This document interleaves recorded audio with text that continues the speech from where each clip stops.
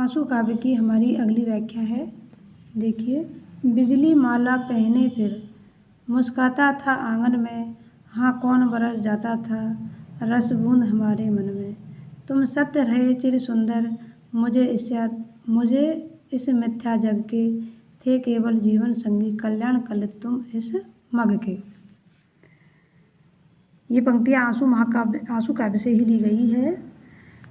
विरही प्रेमी की मनोदशा का चित्रण किया गया है। कविता वह अपने प्रिय के वियोग में आंसू बहाने लगता है, तो कभी व्याकुल और व्यथित हो उठता है, कभी उनकी जो मिलन बेला है उसको याद करता है। तो इन पंक्तियों में कवि की ऐसी ही मनस्थिति का सुंदर वर्णन किया गया है। देखिए, बिजली माला पहने फिर मुस्काता था आंगन में। कवि कह रहा है कि प्रिय के वियोग में मेरे मन में घना अंधकार छाया रहता है, चारों ओर मुझे निराशा ही निराशा नजर आती है। जब कभी मुझे अपने प्रिय का स्मरण हो जाता है तो मेरा संतप्त हृदय उसी प्रकार से खिल उठता है जिस प्रकार से बिजली माला पहने मुस्काता था आंगन में। जिस तरह बिजली के कौंधने से सारा प्रांगण जगमग हो उठता है, जिस प्रकार से बिजली कड़कती है तो अंधेरे में भी उजाला हो जाता है, उसी प्रकार से मेरे निराशा रूपी जीवन में तुम्हारी जो याद है वह बिजली के समान आशा का संचार करती है। वर्षा में जब सर्वत्र अंधेरा छाया हुआ होता है तो बिजली के कौंधने से एक बार की प्रकाश जगमगा उठता है। उसी प्रकार से तुम्हारे स्मरण मात्र से ही मेरे हृदय का जो निराशाजन अंधकार है वह लुप्त हो जाता है और मेरा जो भुजा टूटा हुआ मन है वह खिल उठता है। पता नहीं उस समय कौन मेरे व्यथित हृदय में आनंद बिखेर देता है और मुझे आनंद की अनुभूति होती है। तुम सत्य रहे चिर सुंदर, मेरे इस मिथ्या जग के थे केवल जीवन संगी, कल्याण कलित इस मग के। विरही प्रेमी अपने मन को संबोधित करते हुए क्या कह रहा है, देखो। हे प्रिय, मेरा संसार तो हमेशा मिथ्या ही रहा, मेरे इस मिथ्या जग के, यानी कि मेरा जो संसार है, मेरा जो जीवन है वह तो हमेशा झूठा ही रहा है। इस मिथ्या संसार में मेरे एकमात्र साथी तुम ही थे।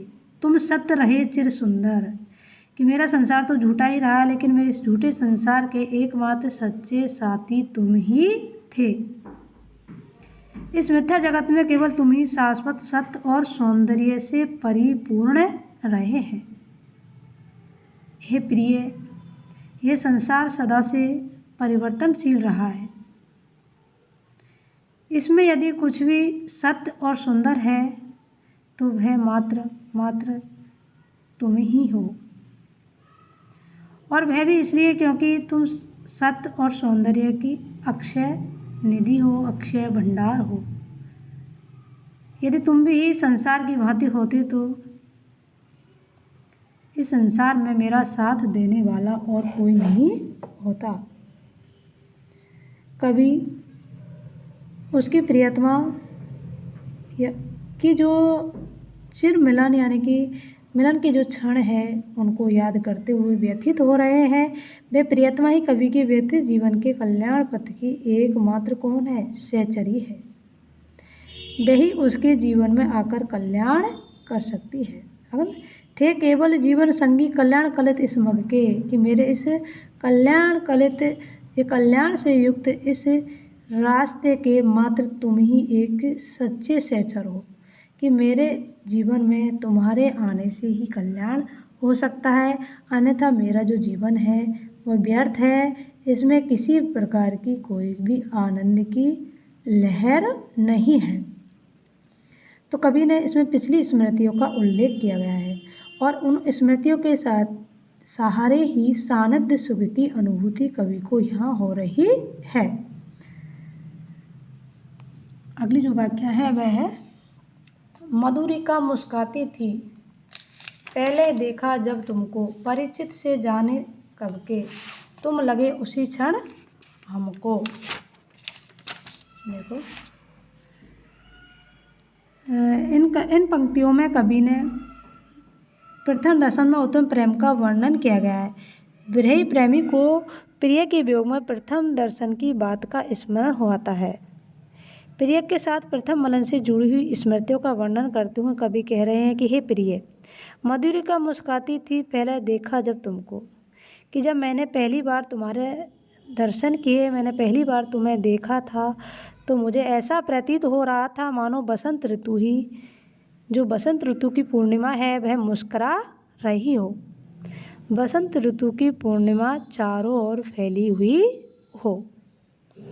कहने का मतलब है कि जिस प्रकार से बसंत ऋतु की पूर्णिमा में सृष्टि का अंग प्रत्यंग चांदनी से खिल उठता है, प्रत्येक वस्तु चांदनी में नहाई हुई प्रतीत होती है, चारों तरफ प्रकृति में उजाला ही उजाला नजर आता है, ठीक उसी प्रकार जब मैंने पहली बार तुम्हें देखा था, तो मुझे तुम्हारे भीतर एक अद्भुत आकर्षण, एक अद्भुत सौंदर्य सिमटा हुआ दिखलाई दिया था। मधुरिका मुस्कुराती थी, है ना, एक अजीब सी माधुर्य, जो माधुर्य है, मधुरता है, वह मुस्कुराती हुई मुझे तुम्हारे अंतर्गत दिखलाई दी।